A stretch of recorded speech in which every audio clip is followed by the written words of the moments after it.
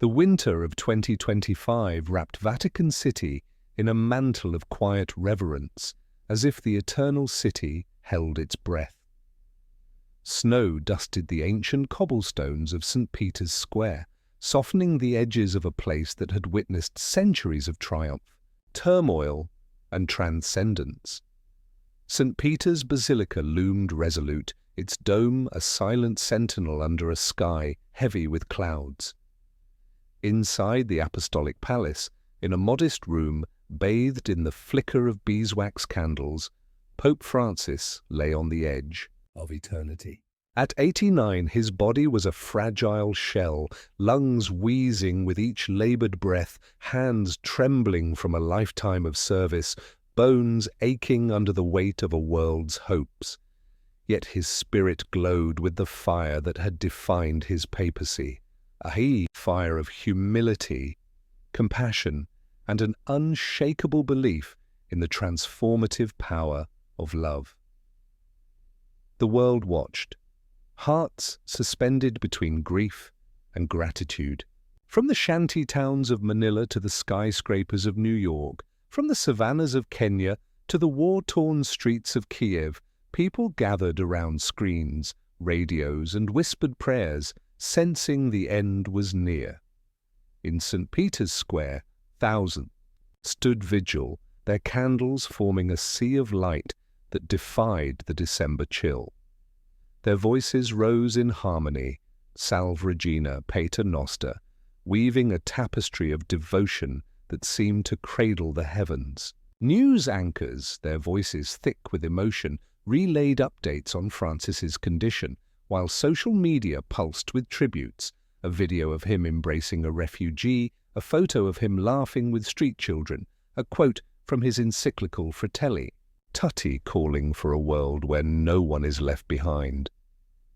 The room where Francis lay was a sanctuary of simplicity, a reflection of the man who had chosen a wooden chair over a throne. A plain cross, its edges worn smooth by years of quiet prayer, hung above the bed. A single window, ajar, let in the faint bite of winter air, carrying the distant murmur of the crowd below. Around the Pope's bed stood a small circle of souls, bound by love and duty. Cardinal Pietro Parolin, the Vatican's steady diplomat, whose intellect had navigated the Church through turbulent years.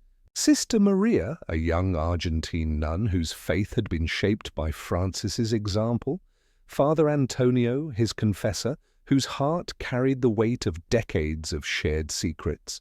And a handful of aides, their faces etched with reverence and sorrow. Francis had spent his final months pouring himself into the world, defying his frail body. He had welcomed refugees fleeing war, their stories of loss mirrored in his tearful eyes. He had listened to children share dreams of a better future, their voices sparking his weary smile. He had penned letters to leaders, presidents, generals, rebels, urging peace in a world fractured by greed and violence. His trembling hands had blessed the sick, the poor, the forgotten, each touch a prayer that lingered like a balm. Even as his strength waned, his eyes, those piercing, compassionate eyes, remained a beacon, reflecting a soul that saw the divine in every human heart. Now, as he lay still, each breath a fragile thread, those around him grappled with the enormity of his life and the void his passing would leave. Sister Maria knelt beside him, her rosary beads slipping through her fingers like drops of water. She had come to the Vatican from a small village in Argentina, drawn by tales of Jorge Bergoglio, the priest who became a pope and never forgot his roots. Over the past year, she had become his quiet companion, reading him letters from the faithful, sharing stories of her childhood under the vast pampas sky, brewing his favorite mate tea. She had seen him laugh at a child's drawing, pray over a letter from a dying mother, weep when he spoke of the earth's suffering under humanity's neglect.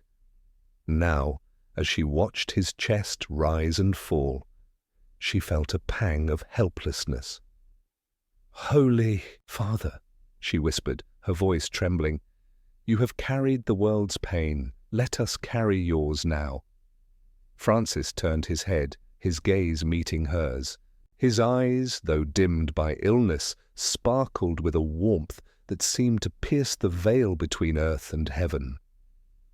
A faint smile curved his lips, and he reached for her hand. His fingers were cold, but their grip was steady, as if anchoring her to his faith. "Maria," he rasped, his voice a fragile thread, "do not fear. Life is a gift, and God is in every breath." His words, though soft, carried a weight that stilled the room, as if time itself paused to listen. Cardinal Parolin stood at the foot of the bed, his hands clasped tightly. A man of intellect and restraint, he had steered the Church through crises, often wrestling with the tension between tradition and Francis's radical call for inclusion. He admired the Pope's courage, his embrace of the marginalized, his challenge to the powerful, his insistence on mercy in a world addicted to judgment. Yet Parolin harbored doubt. Could he or anyone carry forward this vision? Could the Church remain a light in a world growing darker? As he watched Francis, he felt a stirring, a reminder that faith was not in grand plans, but in the quiet choice to trust, to love, to persist. Father Antonio the confessor leaned closer, his ear near the Pope's lips. He had known Francis for decades, first as a fellow Jesuit, then as a spiritual guide. He had heard the Pope's confessions, not of great sins, but of human struggles, moments of doubt, the burden of leadership, the fear of failing those who looked to him. Earlier that day, Antonio had administered the sacrament of the anointing of the sick, his voice breaking as he prayed over his friend. Now, sensing Francis had one final message, he whispered, "Holy Father, what does your heart wish to say?" The room held its breath, the only sounds the crackle of candles and the faint hum of prayers from the square. Francis's eyes, bright with a clarity that defied his fading strength, seemed to look beyond the walls, beyond time itself. He drew a labored breath, and then, with a voice that carried the weight of a lifetime, he whispered, "Forgive, love, and live, always." In a cramped, dimly lit clinic on the fraying outskirts of Rome, Dr. Amina Khalid worked beneath the relentless hum of flickering fluorescent lights. The air hung heavy with the sharp sting of antiseptic and the unspoken weight of desperation, a constant reminder of the endless tide of patients who shuffled through the doors, refugees with hollowed eyes, migrants clutching tattered documents, the homeless seeking refuge from the city's unforgiving streets. Amina, now 34, had fled Syria a decade ago, her medical degree the sole tether to a life shattered by war. Her parents, her younger brother, the dreams of her childhood, all had been swallowed by the rubble of Aleppo, reduced to ash and memory.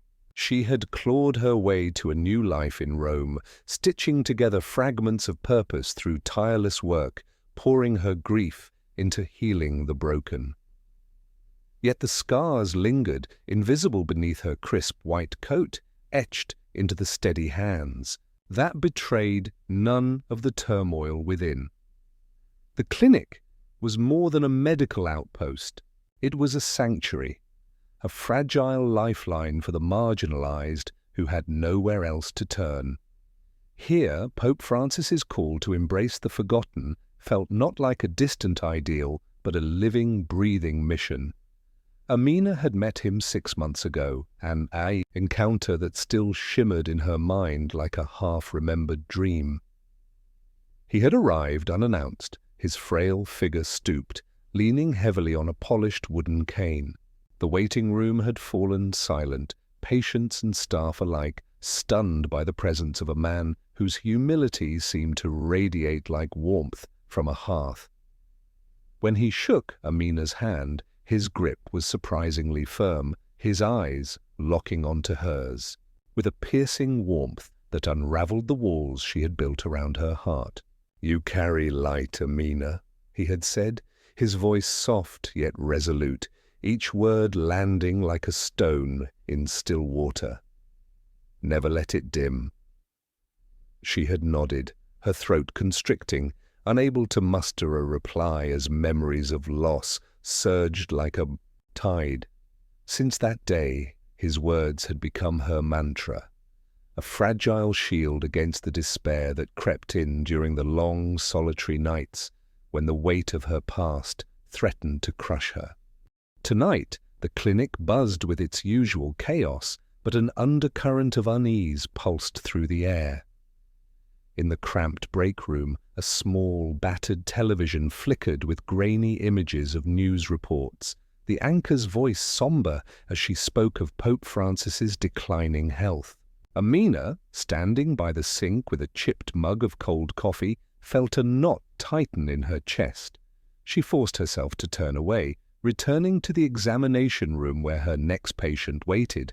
His name was Omar, a wiry man in his 40s, whose cough rattled his gaunt frame like a storm shaking a brittle tree. As she adjusted her stethoscope, his accent, Syrian, unmistakably so, cut through her like a blade. It carried the cadence of her lost home, the rhythm of markets and mosques, of laughter shared over tea before the world unraveled. She pressed the stethoscope to his chest, her movements mechanical, but when his eyes met hers, she froze. Those eyes, hard, unyielding, glinting with a cold familiarity, were the eyes of a soldier she had seen a lifetime ago, standing at a checkpoint in her village. The day her world burned, the day her family's screams had mingled with the crack of gunfire. Her hands trembled, the stethoscope slipping from her fingers, clattering softly against the linoleum floor. Was it him? Could it be? Her pulse thundered in her ears, drowning out the clinic's hum. "Amina!" Her colleague Sophia's sharp voice sliced through the haze, yanking her back to the present. Amina blinked, her breath shallow, and muttered an apology as she scrambled to regain her composure. She prescribed antibiotics, her voice clipped, and sent Omar on his way, but his gaze lingered in her mind like a shadow. That night, as she walked home through Rome's labyrinthine streets, the city's ancient stones seemed to press in around her. The air was cool, tinged with the scent of damp cobblestones and roasting chestnuts from a nearby vendor. Francis's words echoed in her mind. "You carry light," but they felt hollow now, drowned out by the rage simmering in her veins. How could she carry light when the mere sight of a man's eyes could resurrect such hatred? How could she forgive the unforgivable when every fibre of her being screamed for justice, for retribution? She passed a newsstand, its racks crowded with papers, their headlines blaring updates on the Pope's condition. On impulse, she bought one, her fingers brushing against a grainy photograph of Francis embracing a refugee, his face etched with compassion. She stared at the image, her chest aching. Had he, too, ever grappled with the weight of forgiveness? Had he ever stood at the edge of his own light, tempted to let it dim? In the frenetic heart of a cluttered newsroom in central Rome, Luca Moretti hunched over his battered laptop, his fingers hovering above the keys as if reluctant to commit to the words forming in his mind. At 42, he was one of Italy's sharpest investigative journalists, his exposés on political corruption and corporate malfeasance earning him a reputation as both a hero and a pariah.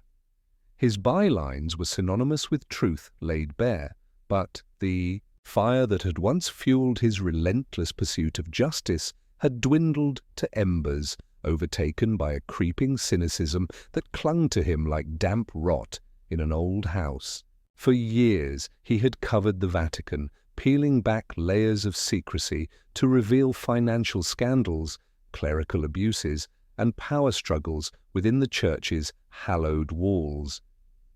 Each story, each betrayal uncovered, had chipped away at his faith, not just in the institution, but in humanity itself.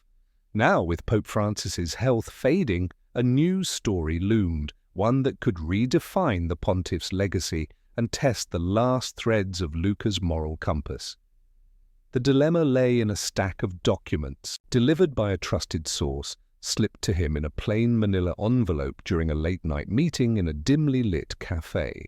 The papers, dense with figures and correspondence, pointed to mismanagement in Vatican charities, funds meant for the poor, allegedly diverted, misreported, or lost in bureaucratic quagmire. If true, the story could tarnish the legacy of a pope, celebrated as a champion of the downtrodden. Luca's instincts screamed to publish, to hold power to account, as he always had. But something held him back, a nagging unease he couldn't name. He had met Francis once, 2 years ago, at a press conference in the Vatican's Apostolic Palace. The room had buzzed with journalists, their questions sharp and calculated, but Luca's had cut deeper, probing the Church's commitment to financial transparency. Francis had answered with disarming honesty, his voice steady, his words free of the usual ecclesiastical deflections. Afterward, off-mic, as the crowd dispersed, the Pope had paused, his gaze settling on Luca with a quiet intensity. "Why do you look so tired, my friend?" he had asked, his tone gentle, almost paternal. Caught off guard, Luca had muttered, "The truth is heavy." Francis's eyes had crinkled with a knowing smile. "Yes," he had said, "but mercy makes it lighter." The words had lodged in Luca's mind like a splinter, an irritant he couldn't dislodge, resurfacing now as he stared at the damning documents on his screen. The newsroom around him thrummed with chaos, phones ringing, keyboards clacking, reporters shouting over each other to meet deadlines. The air was thick with the stale scent of coffee, cigarette smoke, and the faint tang of ink from the ancient printer that groaned in the corner. Luca's desk, a cluttered island of notepads, empty.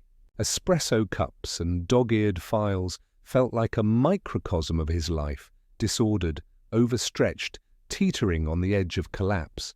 His editor, Carla, a chain-smoking veteran, with a voice like gravel and a nose for a scoop, leaned over his desk, her sharp perfume cutting through the room's haze. "Moretti, this is gold," she said, tapping the screen where Luca had opened, a scanned document. "Run it before the old man dies, or it'll be yesterday's news, buried under eulogies and sainthood talk." Her eyes gleamed with the thrill of a big story, but Luca's stomach churned. He nodded, non-committal, his jaw tight. "I'm working on it," he said, his voice flatter than he intended. Carla raised an eyebrow but didn't press, already distracted by another reporter waving for her attention. Unable to focus, Luca shoved his laptop into his worn leather satchel and left the newsroom, craving air to clear the fog in his head. The Roman evening was cool, the sky bruised with twilight as he wandered through the city's bustling streets, past scooters weaving through traffic and vendors hawking roasted chestnuts. His feet carried him, almost instinctively, toward St. Peter's Square, the Vatican's sprawling plaza now swelling with pilgrims and mourners. Candles flickered in the gathering dusk, their tiny flames casting a warm glow on faces etched with hope, fear, and grief. Prayers rose in a soft, multilingual hum, Italian, Spanish, Arabic, Polish, blending into a tapestry of devotion that Luca, with his jaded heart, could barely comprehend. He stood at the edge of the crowd, an outsider in a sea of faith, his hands stuffed in his coat pockets. Nearby, a young woman caught his eye. She was in her late 20s, her dark hair spilling over a wool scarf, clutching a rosary so tightly her knuckles whitened. Tears streaked her face, glistening in the candlelight, and her lips moved in silent prayer. Her name was Elena Rossi, though Luca had no way of knowing that. He watched her, transfixed, wondering what anchored her to this moment, what fueled such unwavering devotion to a man, a faith, a hope that Luca had long since abandoned. For the first time in years, a pang of envy stirred in his chest, not for her tears, but for the belief that made them possible. He turned away, the documents in his satchel heavier than ever, and disappeared into the Roman night, in the hushed sanctuary of a Vatican library tucked within the labyrinthine halls of the Apostolic Palace. Sister Teresa Okoye sat at a worn oak table, enveloped by towering shelves laden with ancient theology texts. The air carried the musty scent of old leather and parchment, mingling with the faint sweetness of beeswax from candles that flickered in sconces along the walls. At 29, Teresa had journeyed to Rome from Nigeria, driven by a fierce hunger to understand the Catholic Church's role in a world fractured by poverty, injustice, and suffering. Her village in Anambra State, a patchwork of red earth roads and modest homes, had been scarred by relentless droughts and simmering conflicts over land and resources. Her faith, forged in the crucible of her childhood, where Sunday masses under a tin-roofed church were as much a refuge as a ritual, was deep but never blind. She admired Pope Francis's radical call for a poor church for the poor, his words resonating like a clarion in her heart. Yet she wrestled with the Church's contradictions, its vast wealth housed in gilded basilicas, its historical complicity in colonialism and exploitation, and its sluggish bureaucracy that seemed to stifle reform. Could the institution truly change, she wondered, or was Francis's vision a fleeting dream destined to fade with his frail health? Teresa's pen scratched furiously in her worn leather journal, its pages crowded with notes, questions, and fragments of scripture. The library, with its high vaulted ceiling and stained glass windows, casting kaleidoscopes of color across the stone floor, felt like a crucible for her thought. She had come to Rome to study theology, seeking not just knowledge but clarity, answers to the questions that had haunted her since childhood. Why did God allow suffering to fester in places like her village, where children with swollen bellies scavenged for scraps?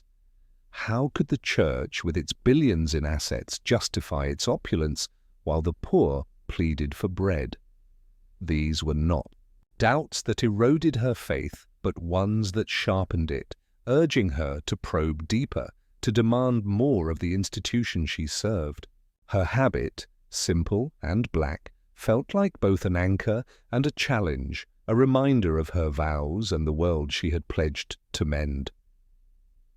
Her closest confidant in Rome was Sister Maria, a soft-spoken Italian nun she had met 6 months ago at a Vatican seminar on social justice. Their shared passion for service had sparked an immediate connection, their conversations stretching late into the night over cups of bitter espresso in the convent's modest kitchen. Maria's devotion to Francis was unshakable, her eyes lighting up when she spoke of his humility, his courage in challenging the powerful. Teresa, ever the skeptic, pushed back, her questions sharp and unrelenting. Why did the Vatican cling to its wealth while children starved? How could Francis's vision of a simpler, more compassionate church survive the entrenched bureaucracy that guarded its traditions like a fortress? Maria never bristled at Teresa's challenges. Instead, she listened, her brown eyes thoughtful, often responding with a quiet insight that left Teresa both frustrated and inspired. Their debates, spirited yet tender, had forged a friendship that felt like a lifeline in the overwhelming grandeur of Rome. Now, as whispered reports of Francis's declining health filtered through the Vatican's corridors, Teresa felt a pang of urgency, a need to meet the man whose words had stirred her soul. She wanted to ask him how he balanced hope with the stark realities of a flawed institution, how he carried the weight of his mission without buckling. One cool autumn evening, as the Roman sky deepened to indigo, Maria appeared at the library's heavy wooden door, her face alight with a rare excitement.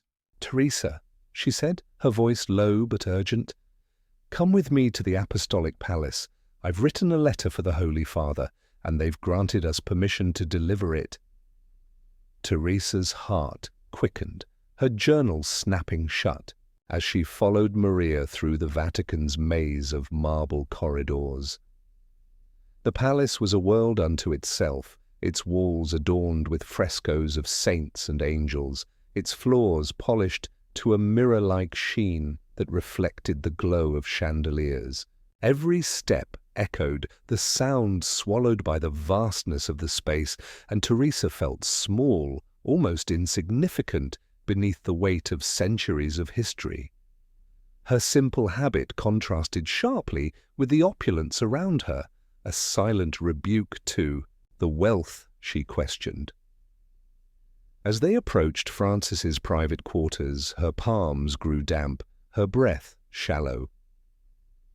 What could she possibly say to a man who carried the hopes of millions? When they reached his room, a modest chamber compared to the palace's grandeur, Francis was awake, propped up on a pile of pillows in a narrow bed. His face, lined with age and illness, softened into a smile as they entered, his eyes warm and piercing, as if he saw not just their faces, but their souls. "Teresa," he said, his voice frail but steady, as if he had known her forever. The sound of her name in his mouth sent a shiver through her, and she knelt instinctively, her heart pounding. Maria handed him the letter, her hands trembling slightly, but Teresa could only stare, her questions swirling like a storm. Before she could speak, Francis leaned forward slightly, his gaze locking onto hers. "Teresa," he said again, "God works through questions, not just answers. Keep asking them." The words landed like a spark in dry grass, igniting something deep within her, a renewed resolve to seek, to challenge, to believe that change was possible. As they left the room, Maria's hand brushing hers in quiet solidarity, Teresa felt the spark grow, urging her to carry her doubts not as burdens, but as beacons in the long journey ahead.